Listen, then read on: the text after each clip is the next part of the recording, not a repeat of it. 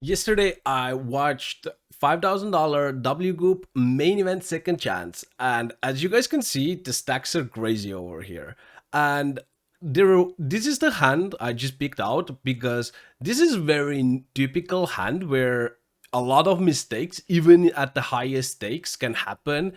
And some of these mistakes people do can cost you like your buy-in or even more. So if you play a 5K, it might be minus $5,000 calling with queens, calling with kings. So we're gonna look at this hand. There are mistakes being made in this one. I'm just because as myself, I go play. I want to make sure I play a good strategy, and also as I did the replay and explained how you play, I was not 100% sure what my strategy would look like. I'm just kind of like, this looks maybe a little bit wrong, but I cannot be 100% certain. So let's dive into the hand and then look at the actual solve, because I did solve the whole thing. So over here we can see that uh, 11 big blinds, 9 big blinds, 39. So the Darius chip leader. Deep eaters already you can see is going to have a little bit of a decision here because these will be folding. Grozorg 26th. So this is where we will start seeing mistakes coming up. And Ronin 20 big blinds, David Jones 12, and Raidalot and Lena like 10 and 7. So a lot of short stacks. So these are very interesting spots because I don't think that many people, unless you play really sit and goes and turbos, study these like very shallow stacked ICM spots. So we can take a look over here. Starting off with D beaters. T-Meter's hand will be going into a muck here, which we will check very shortly what his strategy is going to look like. And over here, when Grosor jammed, I wasn't sure. To me, it's like you probably. So I'm gonna pause here. Probably you don't want to play that far down as a bush because you still want to open a lot of hands. And Ronin with the 20 big blinds is going to have a terrible time over here with Ace Kingo. Like, it's just going to be terrible because Ronin knows Grosserk is not going to jam aces, kings, queens, jacks. So the jamming range will be tight, right? So let's dive into the first two strategies we saw over here. So as a MP, so this would be D-beaters. So D-beaters strategy is actually correct not to play Queen 9 suited. You want to, because it's all the short stack. Whenever there is everybody are short stacks, you kind of want to open more towards Ace-X because everybody is either going all in, right? They might 3-bet non-all in, or they fold. So opening hands like 10-9 suited, 9-8 suited doesn't really make that much sense because you want to block Ace-X and King-X for the most part. It's actually a little bit even surprising that 7s are opening. I guess you just like, because Lena on the big blind has 6 big blinds behind, you just kind of find to open and call it off. But now if we go to the high check strategy, so this is cross arc strategy. There is no 8-7 suited, 9-8 suited. I do think in game it's very difficult to say how far down with suited connectors you can go. But one thing to me was very like, you're jamming into a big blind that is the shorter stack. So big blind by nature should be calling kind of wide-ish range. Like we can even check over here. So this is big blind calling not this one.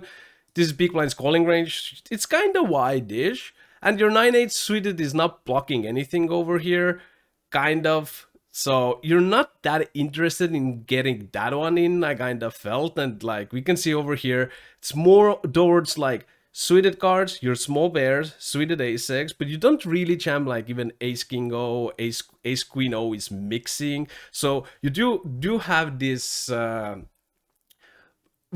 a lot of jamming middling and bottom, but you will definitely have an open raising range, which seems very obvious over here.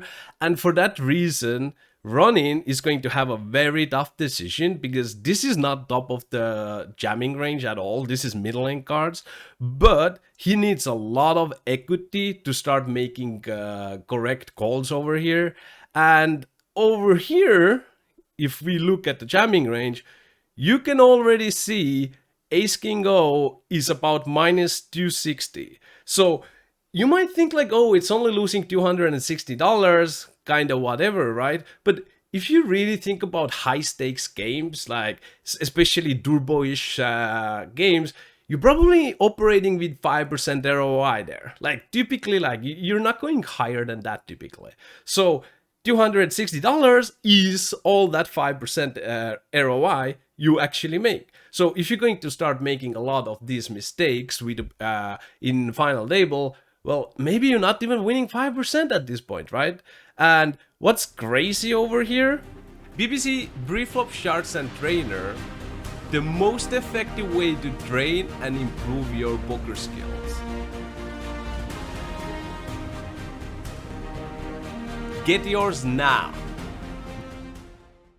So if we go back to this one, Jones also has tens over here, right? So to look now, if got off calls, keep in mind this is tens plus, ace queen suited, so you should already know there is no way you can call tens. There's no way, right?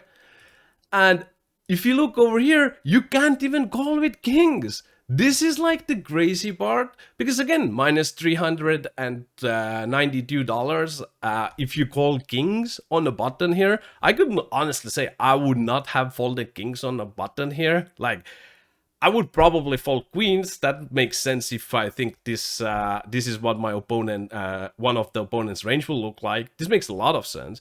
But folding kings, that just would have felt bad.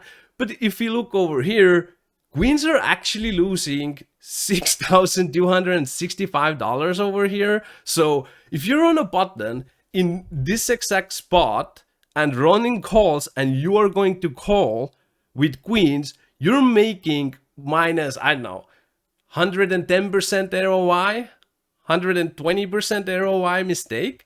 Like, these are the spots where you need to be really on point and find all these tight folds that are necessary for you to keep your EV.